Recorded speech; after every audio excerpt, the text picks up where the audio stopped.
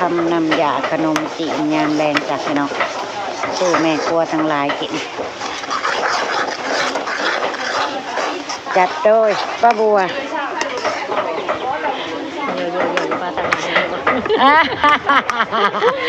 อุ้ยปฏิญาณวิญญาณน้องเห็นสบายดียามแรงจ้าพี่น้องยังอยู่ในงานจ้าป้าบัวทางวันยังบ่ไปไสเด้อจ้าแต่ว่าบ่ได้ถ่ายคลิปให้เบิ่งจ้าคารุนคนครัวโดดหน้าโดดหลังเลยบ่ค่อยมีเวลาอันถ่ายคลิปพี่น้องก็สิมาอัปเดตให้พี่ให้น้องเห็นสบายดียามแรงเด้อพี่น้องเด้อยินดีต้อนรับสู่ช่องแม่น้องบอกคือเก่าคือเดิมเด้อจ้ากำลังคั่วน้ำน่ะขนมจีนพี่น้องขนมจีนเพิ่นเอามาเฮ็ดในงานบุญมื้ออื่น100 โลกระบวกกะสิคั่วน้ำหนาไว้โลละล่ะจ้ะแล้วก็สิแบ่งส่งให้พวกแม่ครัวทั้งหลายกินยามแรงที่เหลือก็เก็บไว้มื้ออื่นจ้าหอมพี่น้องหอมทะลุเจาะคั่วน้ำหนาข้าวปุ้น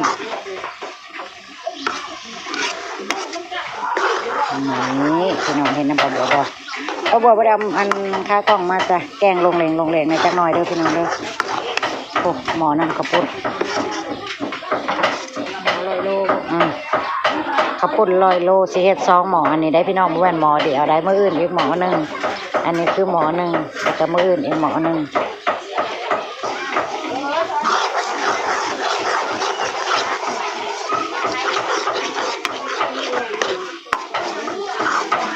น้ำหนากระซองกระทะจ้ะแข่งกันค้นอยู่นี่ แข่งกันค้นอยู่นี่ป้าบัวก็อยู่ในนี่ทั้งวันละจ้ะพี่น้องมื้นอีกวันหนึ่งจ้าตามมาให้กำลังใจป้าบัวนะเด้อจ้าพี่น้องจ้าเอาบุญน้ำกันเด้อจ้ามื้อนี้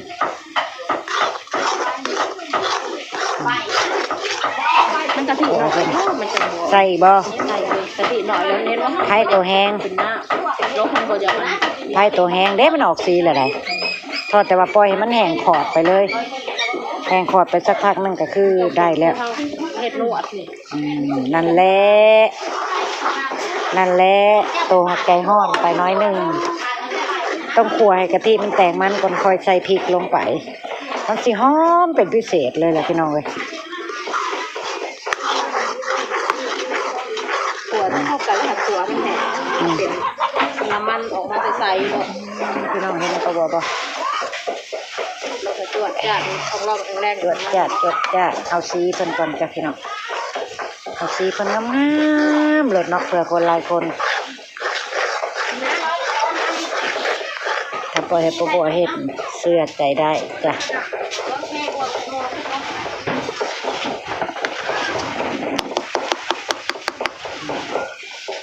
ต้องใจเย็นเลยพี่น้องเอ้ยเฮ็ดน้ำหนาข้าวปุ้น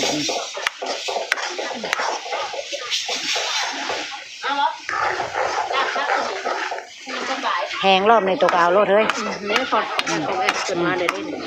เพราะว่าไฟเฮาแห้งเด้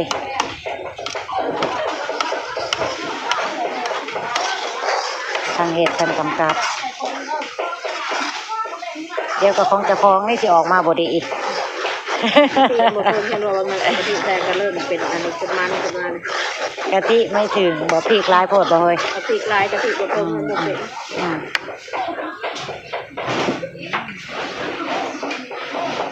ทำน้ำยาขนมจีนปลานิ่มจ้ะพี่น้องเพิ่นเอาปลานิ่มเฮ็ดหอมกินไหมในจักหน่อยบ่บอกว่าได้เฮ้ย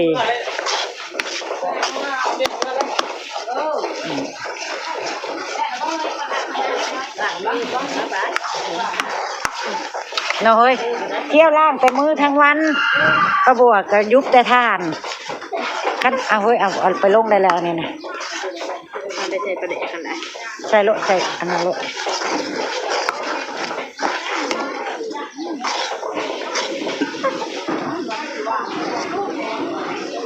เดี๋ยวป้าบัวขออนุญาตคั่วน้ำกะทิให้เพิ่นแห้ง ออกซี่ออกซันก็เด้อแต่พี่น้องจังมาดูน้ำกันจ้าว้าว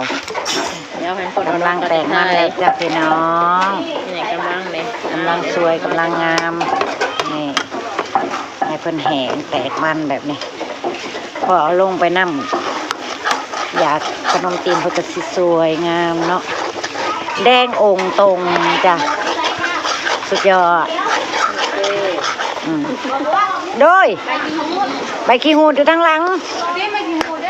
ทางหลังนั่นทางหลังนั่น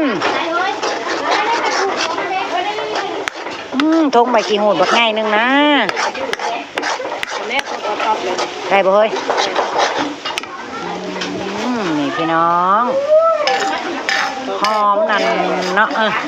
หอมทะลุจอพี่น้องเอ้ยโอ้กำลังบรรจุเนื้อปลาลงซ้ำสิอร่อยจ้ะอยากตักฟองออกเด้ปองเลยน้อยเนาะ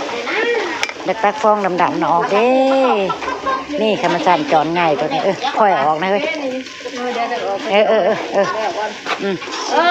นั่นแหละหาตัวที่เลย อร่อยไหมอร่อยไหม น้อยจะขอแก้วเนี่ยเด้อมาได้เด้อขอแก้วเด้อขอทานไม่มี ถ้ามีการมีงานก็บวชจะบรินี้แต่ครัวนั่นนี่แหละพี่น้องเลยแขกไปไทยมาประบวกกับบ่ค่อยเห็นดอกผู้ใดไปผู้ใดมาก็ได้มกหมดเลยแต่ในครัวนั่นนี่แหละ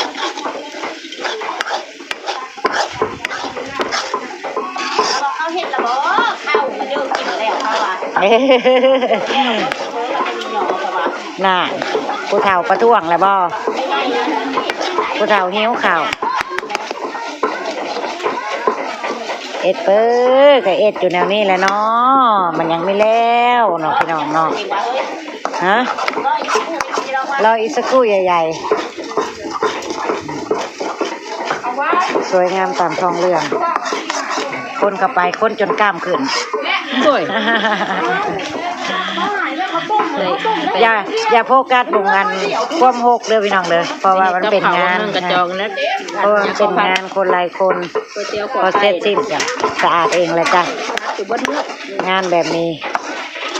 อย่าดราม่าเด้อจ้าว่าโอ้ทำไมรกจังอย่างประมาณนี้นะพี่น้อง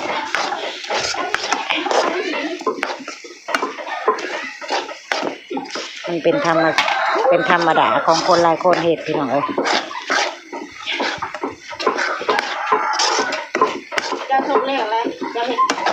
เดี๋ยวพอเสร็จก็เสร็จงานก็ช่วยกันเก็บกวาดสะอาดอะไรเอ่ยจิ้มอันบัวโศกเล็กอะไรก็บัวป้าพี่น้องโศกเล็กซิมบ่ให้ขอซิมบ่ซิมแม่นติแม่นข้าอยู่พี่น้องก็บัวซิมก็ได้ขอโทษขออภัยคนที่บ่กินได้จ้ะพี่น้องเป็นอะไรมันจะเป็นอะไรมันแซ่บขมอำลำแซ่บอีหลีเหรอไปก้อนข้างในก้อนเบาข้างในก้อนเฮ็ดชุดตัวนี้แล้วมาเฮ็ดตัวนี้เฮ็ดแก้วบดดีโอ้แซ่บขมอำลำชกเล็กเพื่อนพี่น้องเอ้ยหอมเพิ่นใส่ข้าป่นน้ำหอมห้อยหอมกินข้าป่นถนัดไปคนละแบบแต่ป้าบัวเฮ็ดบ่เป็นได้แบบนั้นนะพี่น้องชกเล็กอีหยังนะอันแบบว่าจุเจออีหยังนะซอยจุนะป้าบัวเฮ็ดบ่เป็น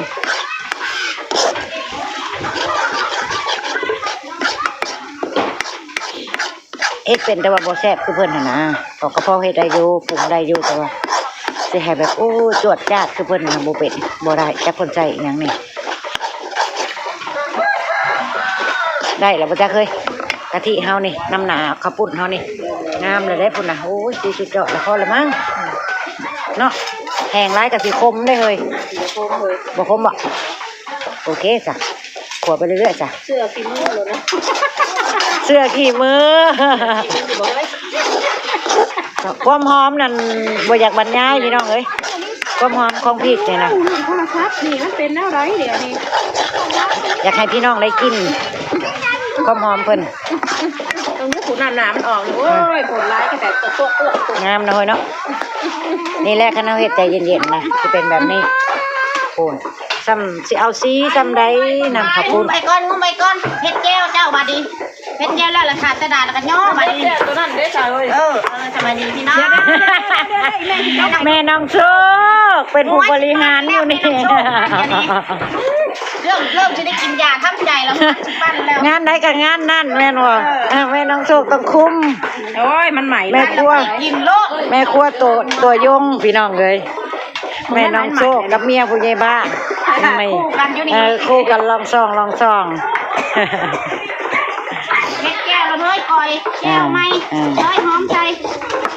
น้อยซอยดักแล้ว แสบหลายจะมักคักแค่ โอ้ยหอมเลยเด้น่ะ ได้แล้วเฮ้ย5 โมงเลยได้ตอนนี้เป็นเวลา5:20 นาทีจ้ะพี่น้องจ้ะ เข่าเลย อืม เข่าเมื่อยแล้วเข่าเนาะคอยว่าคล้ายหนาเข่าได้เลยเฮ้ยร้อยนี่ด่าได้ไหมร้อย เอาไว้อืม ยกเข่าได้ร้อยจริง เรียบร้อยนำหนาข้าวปุ้นปลาบัว เข่าคุณละคุณน้ำน้ำที่นี้ยกเส้นทุกอย่างจะช้ำ ไม่ต้องเอาอะไรมากมาย เข่าก่อนให้จะโจ๊กร้อยจะโจ๊ก โจ๊ะจึงบอก เต้นกับที่เขาลายน่ะร้อย ให้เอาฟ้องออก มันมีแต่ปากขึ้นมา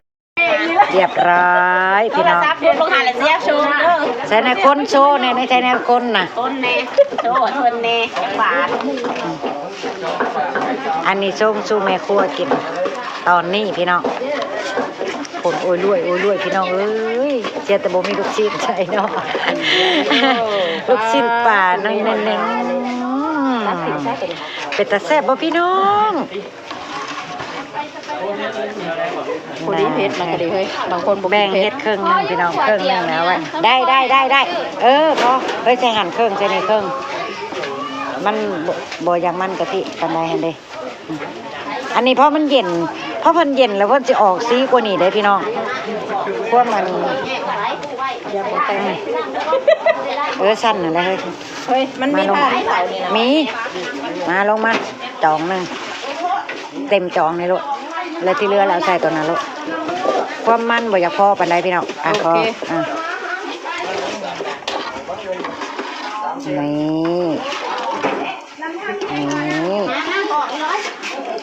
ใส่เบิดนั่นเลยเฮ้ยแล้วคนเนี่ยเด้อยันมันกะทิมันอันนั้นจับโต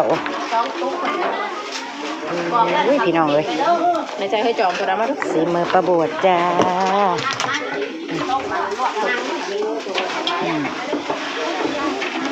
ตัวนั้นเอาไว้